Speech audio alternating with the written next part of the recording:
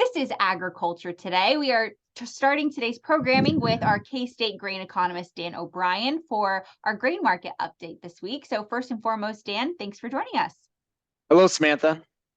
Well, Dan, we're going to start as we usually do with futures, and it hasn't been too crazy of a week, but coming off of reports last week, that's not always a bad thing. So Yeah, the reports were the major set of USDA reports were on Thursday, January the 12th. So yesterday's market closes. We're 1 week from then, and generally since that time, we've had some ups and downs. But overall, the corn market responded positively. It was down on Thursday, 4 cents down to 677 and a quarter, but generally it trends higher. And we talk a lot about the relative strength index, and it's on the positive side of 50, so 55, 52, 56, whatever had gotten higher.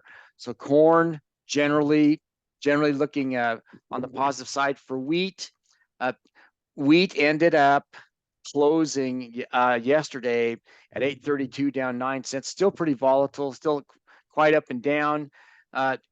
So since that report, we traded higher and came back just about to where we were a week ago. Not a lot of change. And I still think that the bigger, broader issues that the wheat market will have to deal with are still out in front of us in terms of drought and what finally transpires in overseas in the Black Sea region. As you know, Russia has a lot of wheat, trouble getting it out of the country, and Ukraine doesn't have much, but trying to get it out of the country. So got that. And I would say, as for soybeans, we closed yesterday at $15.14 and a quarter. That was down 9, but generally since that report, we traded up to the high side, up to about 15 on the high side, about 15.50, and are back down to 15.14. Really not far from where we were a week ago. So overall,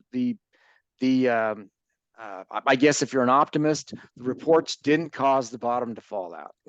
So that's one way to look at it, and it did cause us movement to the high side. I know my good friend and colleague Guys talked in recent days about the drought in Argentina, and that's occurred and the impact it has on global movements. I would add that in the last few days, there's hardly been any news that has lessened that impact. And it just seems like that if there's a surprise on the market this year, that's coming in giving us underlying support in these in the grains, it's that Argentina has fallen short with drought, and it affects and will probably eventually affect U.S. corn exports, for sure, U.S. soybean exports. We're still waiting on some of those effects, but there are gaps in time out there in those marketing years when, before the Brazilian crop comes in, that they'll have to come to the U.S. if they're gonna move anything. So that's a big deal. So that's the futures. I would say on the cash side in Kansas, we generally still holding up decently. Of course, you're always affected by where you're at the most. I'm here in Northwest Kansas, and some of the premier bids in the Northwest area have softened about 25 to 30 cents, and they're still 75 cents over, but they're not $1.06 anymore. So that's something to think about. Garden City bids still strong at $1.30 over at 807 on yesterday's closes. You still have strong bids in Southeast Kansas. Really, in terms of the areas we watch, Southeast Kansas around the Columbus and within 30, 40 miles, the highest bids there are $1 over. So they're the second highest bids in the state. Salina 75 over. Now they're just marching pretty close to where the Colby bid is at. Topeka at 51 over, and Hutchinson doing quite well also at 90 over. So all pretty good. The new crop bids in corn haven't changed a lot. We're still at the strongest of them, of course, is the Garden City area at 45 over, but the Hutchinson bid, even money at 596 for Deese delivery, and other places running 20 to 30 under across the state. So interesting to watch. I guess in quick summary, sorghum bids still doing decently, whereas a lot of times they're for instance, in the Garden City market, such a bellwether for us, $1.30 over for corn, basis at 807 for grain sorghum, 717, 40 over. 40 over is still a great bid, but Yeah. not as strong as for corn. I would say for new crop bids, it is interesting to see in the Topeka area that the new crop forward contract bid for sorghum is equal to corn. So that at 566, that's interesting. Only trails by a dime in Salina at 566 versus 576, about 15 cents lower in Colby. So we're lining up to make our final planting decisions for this year. And in a lot of the drier in areas that are dealing with drought, they'll for non-irrigated crops in particular, they'll be deciding between corn and grain sorghum. And to me, it's interesting in some of those areas that where particularly you have the corn and sorghum new crop bids not that far apart. It probably gives more incentive to than there might be otherwise to actually consider sorghum along with corn and what people might do. Just so much depends on how much moisture they have and how much fortune they've had growing these crops in the past. I would say for soybeans, just all over the board. Soybean, that the strongest soybean bids in the state, Topeka 1530 at 15 over, and Hutchinson at 17 over, and again Columbus area 11 over for basis. Again, Salina even money, and then out to the west, Colby 65 under, Garden City at 25 under for the cash bids. So there's still a thirst in the markets for beans, either to crush. By the way, it's kind of the ongoing big news is that we crush a lot of soybeans and meal's being used, and we're producing renewable diesel. A lot of these plants also, so they're both coming into play.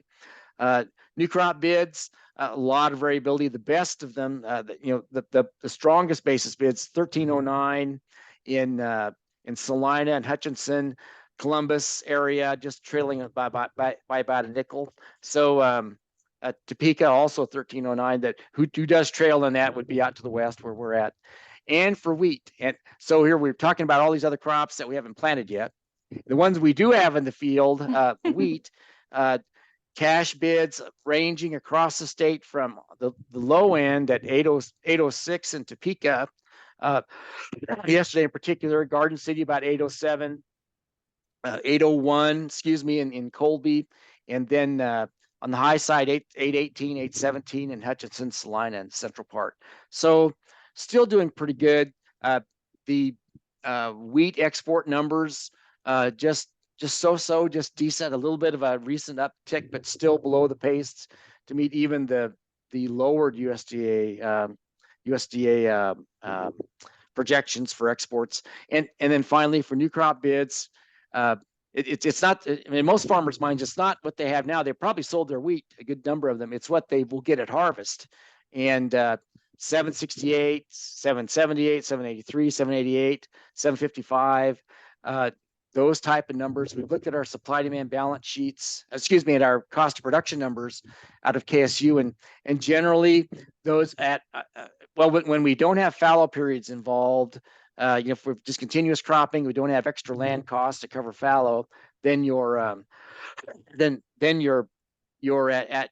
making a decent amount of money on wheat. When you have a fallow period, you're still making some money, but it does get crunched as you just have more land to try to cover.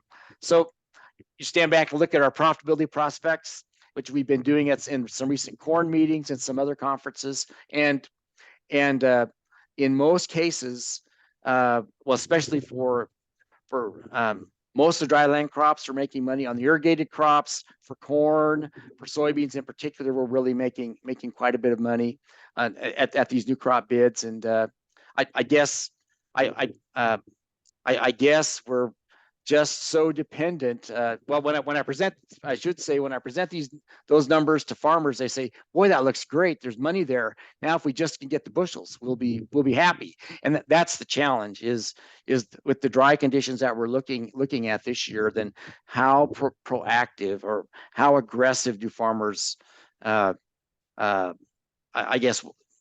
How aggressive are they in their marketing actions when there's such uncertainty in their minds about the underlying moisture in the soil? Sure, absolutely a challenge there for sure. And we're going to talk further about drought now, Dan, if that's okay with you, and kind of how that plays out for the main crops that we see here in the US in different states for sure. So if you want to talk through that now, those numbers with us, let's do that. That sounds good. Of course, our climatologists at KSU have talked about the thought that La Nina would be lessening to at least neutral, if not El Nino coming on, and that may give us more moisture. For winter wheat, the front crop that's coming nationally, about by the time you had soft red winter wheat and hard red all together, east and west, 59% of winter wheat is in the U.S. is experiencing drought. You come to Kansas, our numbers, 50% of our wheat acres are in exceptional drought, 20 in extreme drought, another 14 in severe drought, and we have at least 5% in only moderate drought. So dry conditions. Now moisture has just been coming into western Kansas. That helps some. We have a long ways to go to replenish soil profiles. So we're concerned about winter wheat. Would just say quickly for corn, if you look at Kansas, really still very similar numbers, 45% of the corn production area in the state in exceptional drought, another 14 in extreme. And so that you have that situation in Kansas for sorghum. There is at least, again, just like wheat, 4% of the area we grow sorghum in the state has only moderate drought, and everything else is worse. So we are definitely waiting on moisture there. And for soybeans in Kansas, we're more eastern part of the state oriented, and 17% in exceptional drought, another 14 in extreme, and so still awfully dry. Beans would be impacted as well, and for cotton in the state, since we're talking about these, just to be complete, in Kansas, 95% of the area we grow cotton in Kansas, that southern part, all in exceptional drought. So cotton's a drought hardy crop. We do have sunflowers in the state too, and 40%, well, a combination of 67% in either exceptional or extreme drought. So we stand back and look at all that, and we have a tremendous year in front of us, price wise, it would seem, if we can just grow crops. I do think that upshot of this is if we get into this year and we don't replenish soil moisture, and it looks like we may have dry conditions coming on, then I really would wonder what corn basis in particular, and sorghum basis, will do during the summer months if we start getting worried about that next crop.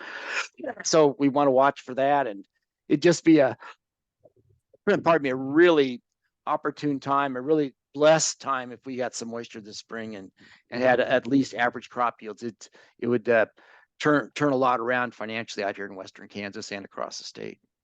That it would. And it's interesting going into, as people start planning for what they're going to be planting going into the spring and through summer and things like that. It's interesting to see how this drought or prices, considerations, things like that are affecting producers' decisions with what they are or not going to be planting. So it'll be interesting to watch those acreage numbers change as time goes on, and we'll be watching that for sure. Well, you're right on, and what they plant acreage wise, how much fertilizer, seed crop inputs they put down. If they think things are dry, do they hedge their bet a little bit financially? All that comes into play. What about their seeding populations? So that's where our friends in agronomy with the Ignacio and Dorovar and the rest in KSU agronomy can really be of help in answering some of those questions. Absolutely. And I'm sure in the coming weeks ahead, listeners will hear a lot more from them, probably with some advice and insight on what they think is best and things like that. So thankful for that team of agronomists for sure, but also thankful for you, Dan. We're going to be ending it here soon. We've got some more things we're going to probably move over to next week to talk about further, such as ethanol markets and things of that nature. Yep. But as always, thank you so much for your time. Thanks, Samantha. Take care. You as well. Once again, that was K-State grain economist Dan O'Brien joining us for this week's grain market update. We'll be back with more ahead on Agriculture Today.